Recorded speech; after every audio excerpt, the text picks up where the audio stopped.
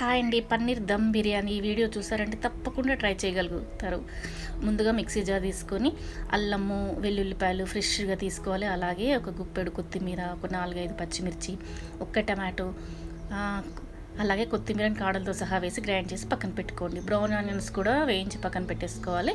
ఇప్పుడు మనం గ్రైండ్ చేసి పెట్టుకున్న బ్యాటర్లో కారము, ధనియాల పొడి, పసుపు, రుచికి సరిపడినంత ఉప్పు, బిర్యానీ మసాలా, అలాగే బండ పువ్వు, దీన్నే బిర్యానీ పువ్వు అంటారు, అలాగే మరాఠీ మొగ్గలు, దాల్చిన చెక్క, ఇలా హోల్ గరం మసాలా ఐటమ్స్ అన్నీ వేసుకోవాలి.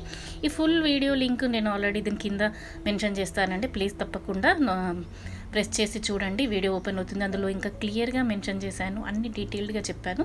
ఇప్పుడు హోల్ గరం మసాలా ఐటమ్స్ అన్నీ వేసుకున్నాక ఒక సగం కప్పు వరకు కమ్మటి పెరుగు వేసుకొని మొత్తం బాగా మిక్స్ చేసుకొని కట్ చేసి పెట్టుకున్న పన్నీర్ ముక్కలు 200 గ్రామ్స్ వరకు ఉంటాయండి, అవి వేసుకొని బ్రౌన్ ఆనియన్స్ కొన్ని వేసుకొని పచ్చి బఠానీ వేసుకోవాలి.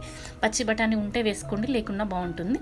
అలాగే కసూరి మేతిని కూడా నలిపేసి వేసుకొని బాగా కలిపి పక్కన పెట్టుకోండి.